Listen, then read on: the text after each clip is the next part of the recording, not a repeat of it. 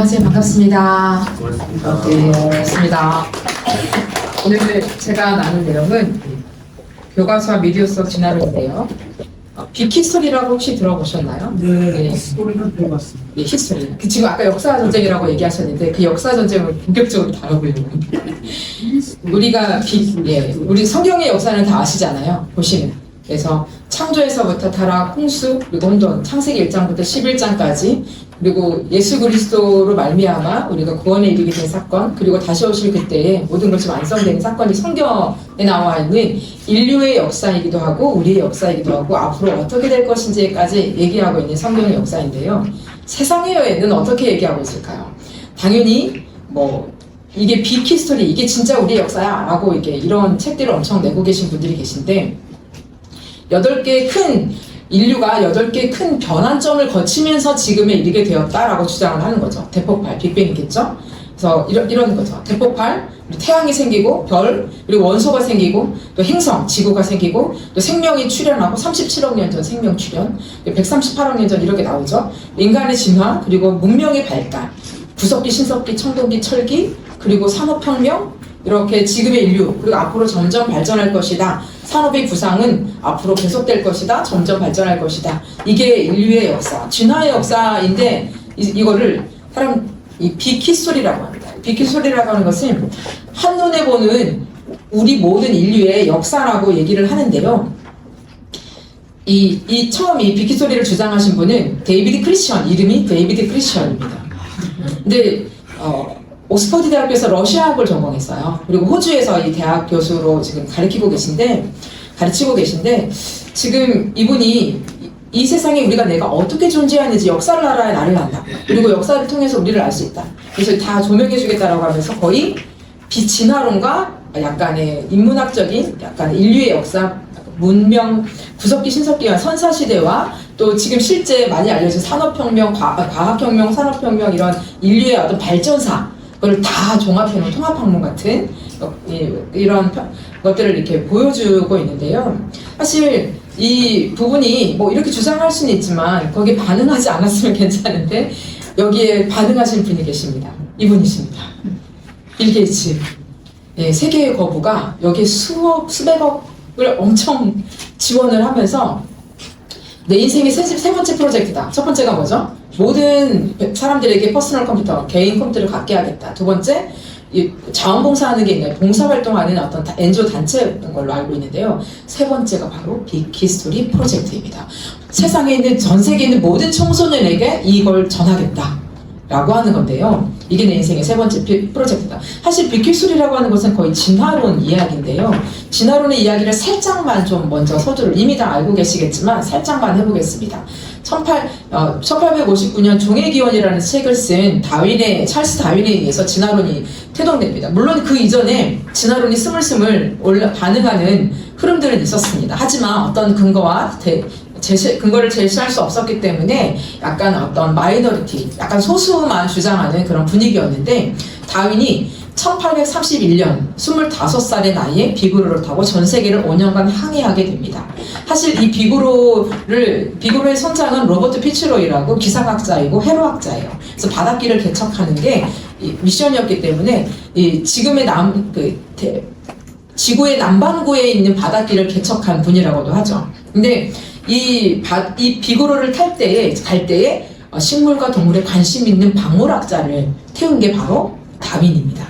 어찌하였건 5년간 항해를 하면서 다윈은 많은 전 세계에 있는 동물과 식물을 관찰할 수 있는 기회가 생겼죠.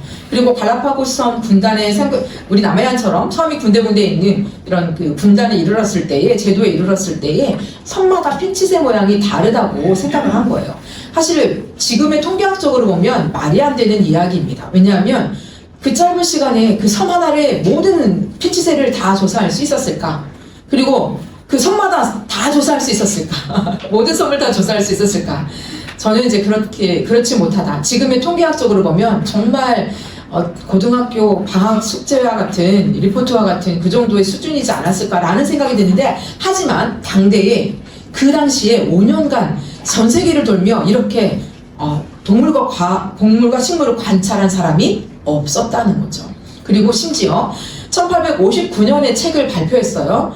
31년, 돌아왔을 때 36년. 그러면 거의 20년 넘는 동안의 시간 동안에 집에 와서 채취해온 식물과 동물을 가지고 실험을 합니다. 20년 넘도록. 그거를 담은 게 종의기원인 거예요. 그러니까 그 정도의 그 기간과 또 탐사와 연구 기간과 600페이지에 달하는 엄청난 방대한 양의 리포트를 쓴 사람이 없었어요. 그리고 진화를 배경으로. 그러니까 우리 데이터 없었는데 와 여기 데이터 있다 이렇게 된 거죠. 그리고 화석을 찾기 시작했죠. 그때부터 화석 발굴이 시작됩니다. 전 세계에서 공룡 막 발굴하고.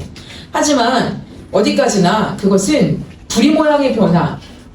다윈이 발견한 핀치새는 다양한 부리 모양이 있었는데 그 섬에는 열매가 없었어. 벌레만 먹을 수 있었어. 그러면 뾰족한 부리만 살아남고 나머지 몽통한 부리는 살아남지 못하는 거예요. 또 어떤 마을에는 어떤 섬에는 벌레는 별로 없고 뭐 열매만 있어. 그러면 몽통한 부리만 살아남는 거예요. 근데 이게 지금 포털 사이트에서 쉽게 찾을 수 있는 다윈의 핀치새 어떤 열매를 어떤 먹이를 먹느냐에 따라서 부리 모양이 달라지는.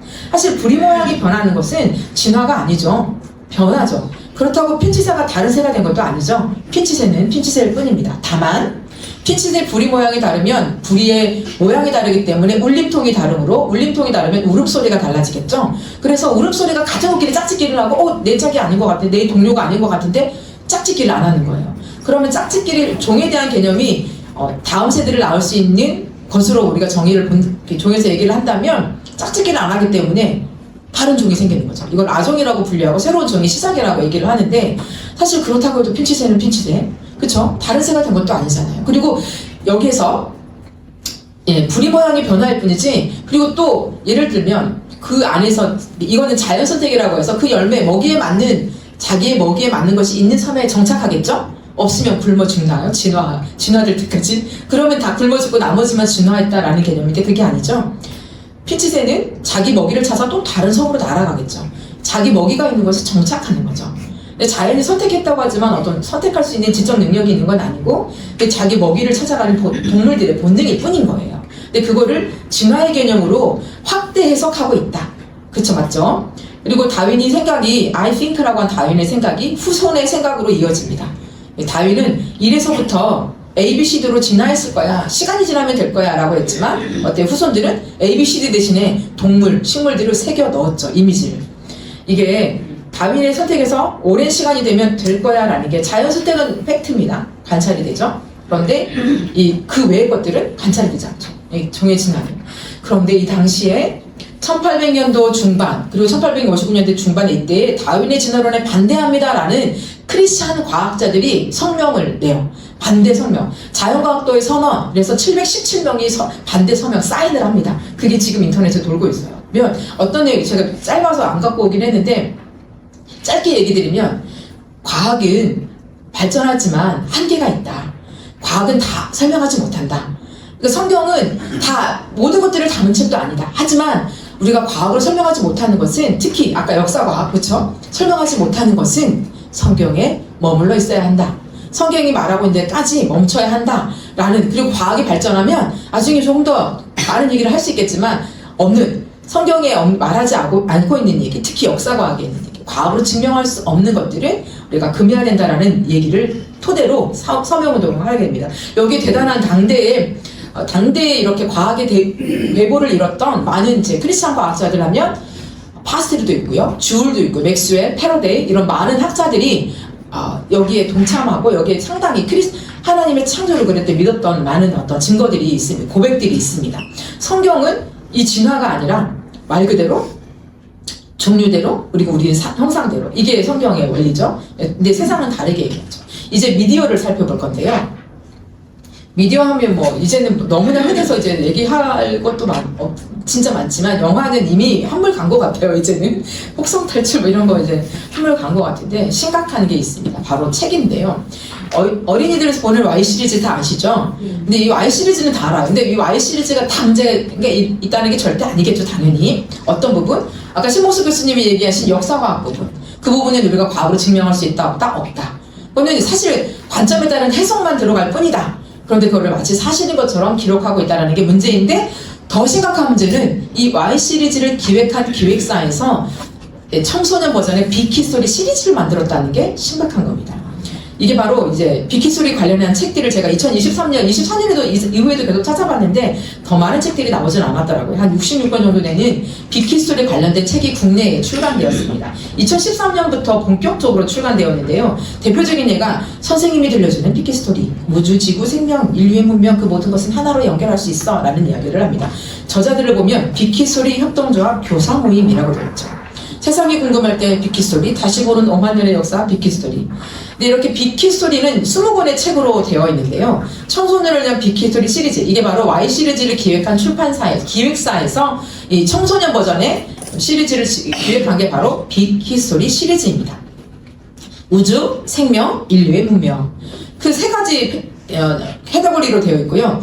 이 번호 하나하나가 책 한 권이에요. 첫 번째, 세상은 어떻게 시작되었을까? 우주는. 그리고 7번, 생명은 왜 성을 진화시켰을까? 최초의 인간은 누구일까? 인류의 문명. 쭉 세상은 어떻게 마지막 끝이 날까? 거의 성경책 같지 않으세요?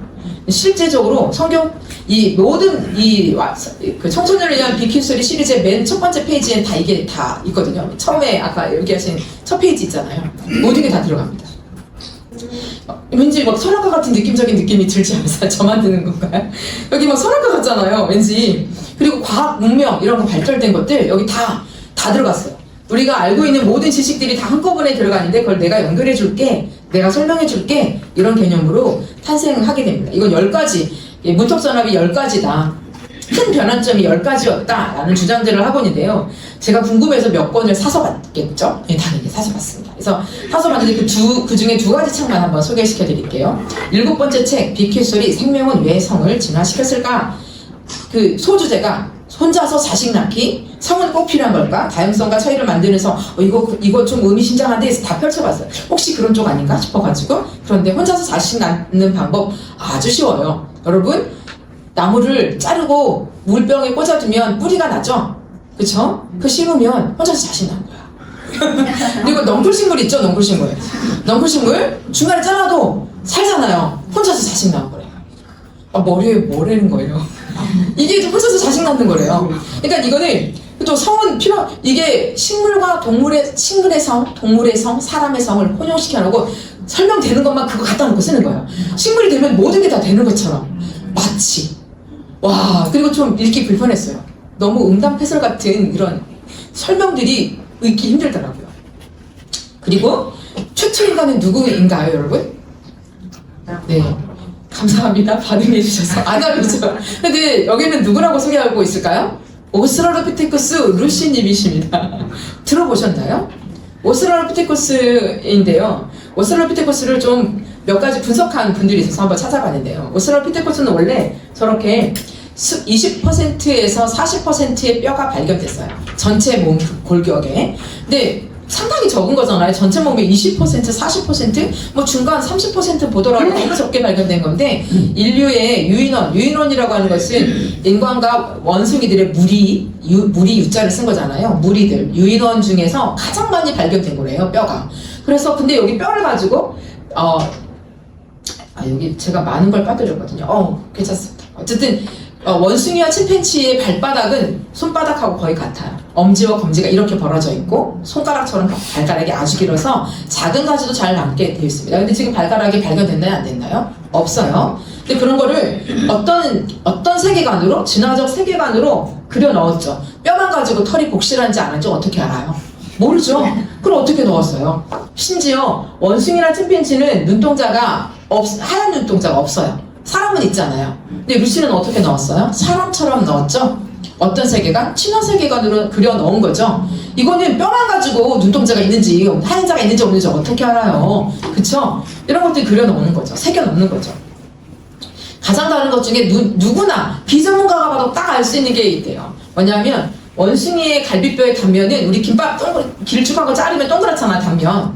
단면이 동그래요. 그런데 사람의 갈비뼈는 납작하다고 해요.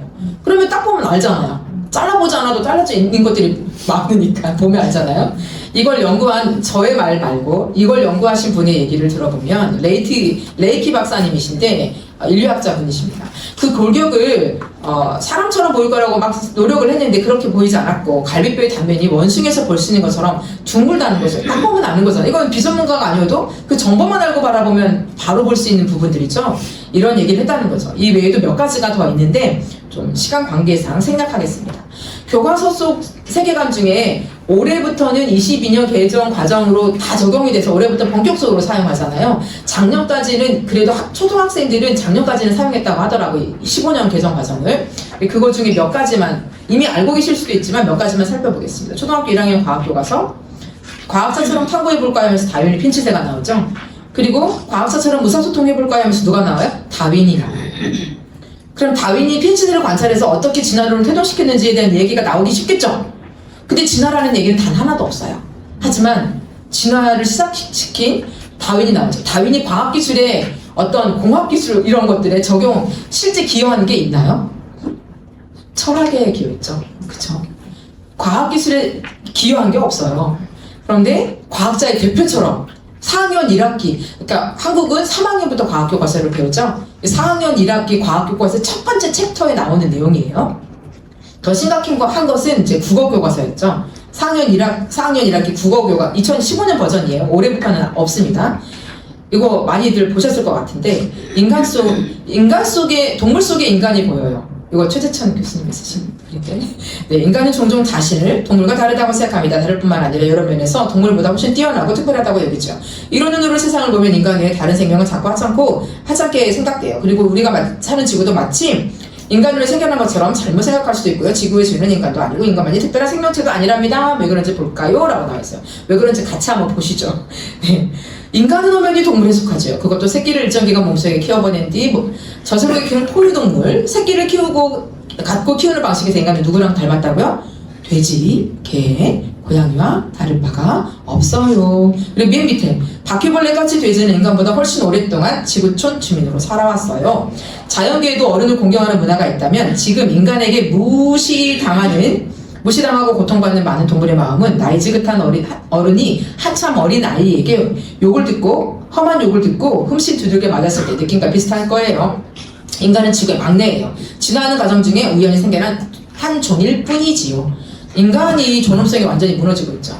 개, 돼지, 고양이, 그다음에 바퀴벌레까지 조상님으로 밟지 마시고요. 네. 그리고 마지막에 이렇게 우리만 의사소통하는 것도 아니고 별도 여기 꿀 있어라고 날개짓하면서 의사소통을 한대요. 그리고 우리 사람들만 이렇게 어떤 다른 사람을 돌보는 것이 아니라 코끼리도 같이 무리가 같이 어느 집에 태어난 그 코끼리를 아기 코끼리를 같이 공동으로 키운다는 거죠. 이모들이 많다는 거죠. 이모 삼촌들이. 근데 이런 부분들이 그래서 사람만 특별한 존재가 아니야. 인간도 동물일 뿐이야. 그냥 겸손하게 삽시다. 아주 훈훈하죠. 겸손하게 살자. 근데 이게 너무 심각하죠. 근데 이 내용이 이번엔 빠지긴 했어요. 근데 그 다음에 가장 심각했던 건 고등학교 1학년 통합과정은 나는 무엇이었을까부터 시작하는 거 얘기 들어보셨죠? 그러니까 과학책이에요. 통합과학은 이과문과, 이게 통합과학은 수능에 나오는 유일한 책이죠. 과학책. 수능에 나오는 유일한 과학 교과서란 말이에요. 가장 첫 번째 챕터, 첫 번째 페이지. 나는 누구일까도 아니고 나는 무엇이었을까? 물질로 물어보고 있잖아요. 무엇? 후에마이도 아니고 와레마이. 무엇이었을까? 네 발로 걷다가 두 발로. 그러니까 약간 네 발로 걷다가 직립보행을 하게 되었다. 이런 얘기들을 하고 있는 거죠. 이거는 중간 생략. 그리고 우리는 우주에서 왔어. 먼지에서 시작된 나로 여기 결론 짓습니다. 챕터에. 그리고 중간에 보면 다윈의 진화론이 미친 영향을 보면서 진화심리학, 사회심리학, 사회진화론, 생명과학, 문화과학이라고 얘기하는데 진화심리학을 보면 이타심도 필요해서 생긴 거래요. 진화하면 이렇게 유리해서 생존의 유리해서 생긴 거래요. 이타심. 또 사회진화론을 보면 국가 간에 경쟁하는 거 있잖아요. 타당한 거래요. 국가 간에 그러니까 약간의 선진국이 후진국을 점령하는 거는 타당하다라고 여기 나와 있어요. 그러면 힘센 친구가 힘 약한 친구 이렇게 하는 것도 거의 이렇게 적용할 수 있는 거죠. 그리고 생명은 더 이상 신의 영역이 아니다. 그래서 우리가 다 설명할 수 있다. 그리고 여기도 똑같은 결론이에요. 사람은 대단한 존재가 아니다. 가지 끝에 달린 한 종일 뿐이다. 이렇게 똑같이 얘기하고 있습니다. 이걸 한번 정리해봤는데요. 2015년 버전하고 2025년 개정에 제가 왜 빅히스토리라고 얘기했냐면 보면 우주의 빅뱅에서부터 시작해서 이렇게 물질, 그 다음에 지구 시스템, 생명 이렇게 하면서 환경 이러면서 결국은 이 전체 흐름이 빅히스토리로 되어 있어요. 전개가 미래의 발전, 환경, 에너지 이러면서 미래의 발전까지 이 전개가 빅히스토리로 전개되어 있다는 거죠. 그 중에서 딱 더 세세하게 들어가 보면 이게 2022년 개정 과정인데 원소의 별의 진화, 또 생명의 진화 이런 것들인데 제가 몇 가지 이슈되는 것만 보여드릴게요. 2015년 과학교과서 똑같은 출판사 과학교과서를 보면 빅뱅과 동시 상상 이런 것들로 팽창하기 시작했다. 이런 기본 입자가 생겨났다 이렇게 확정형으로 적었는데 22년 개정 과정에 어떻게 나왔냐면 추정할 수 있다. 한 점에서 시작됐다고 추정할 수 있다. 저 과학책에서 처음 봤어요. 이 빅뱅 나오면서 이 문장이 나온 건 처음이었던 것 같아요. 그리고 이렇게 만들어졌을 것으로 추정하는 이론을 빅뱅 이론이라고 한다는 얘기도 처음 들어봤어요. 빅뱅이다. 이게 사실적으로 적다가 이렇게 바뀌었고요. 또 이제 출판사별로 4가지 출판사만 비교해 봤는데요. 이런 출판사별로 진화나 다양성, 진화 대신에 요즘 다양성이라는 단어를 많이 쓰고 있어요. 우리가 진화에 대한 공격을 하기 때문에 진화에 대한, 그리고 돌연변이와 자연선택이 진화론에서 돌연변이하고 자연선택에 의해서 지금 진화가 일어났다고 주장하는 메커니즘이기 때문에 2가지가 핵심입니다. 그래서 다윈, 그리고 빠지지 않는 것 다윈의 핀치세 계속 나오죠. 네, 그쵸. 근데 어떤 동화 출판사는 핀치세 대신에 기린이 나왔어요. 기린이 목이 높은 기린만 살아남은 이야기 아시죠? 그래서 목이 짧은 기린은 먹이를 못 찾아서 못 먹어가지고 다 죽었대. 그러면 기린보다 목 짧은 모든 동물들은 다 멸종했어야 되는 거 아닐까요? 말이 안 되는 얘기인 거잖아요. 근데 이걸 어떻게 과학책에 실을까요? 근데 이렇게 진화의 다양성 이런 것들이 빈도수는 좀 줄었어요. 빈도수는 줄었지만 내용이 사라졌나요? 빈도수가 중요한 것보단 사실 문제지. 여기 보면 통합과학 뒤에 문제 출제가 나오잖아요. 이런 문제가 다 나오는 거죠. 이런 것들 수능에 창조진화 문제는 진화 문제는 나온 적이 없다고는 해요. 하지만 어쨌든 가장 중요하게 다뤄주고 있던 겁니다. 그래서 정리하겠습니다. 이게 성경의 역사하고 비교했을 때 역사를 빼앗기는 거예요. 빅히스토리 맞죠? 그리고 교과서를 빼앗겼죠. 그러면 잃어버리게 되는 신앙이랑 다음 세대는 당연한 거 아닌가요? 그쵸? 이거는 당연한 순서예요. 당연하게 바로 잡아야 되고 바꿔나가야 되고 세워야 되고 또 이렇게 세워야 될 다음 세대가 아닌가라고 생각하면서 그 외에 이게 낳은 어떤 영향들 이런 것들은 논문에 어떤 영향이 있었는지는 상세하게 적어놨거든요. 시간이 짧아서 제 발표는 여기까지 마치겠습니다. 감사합니다.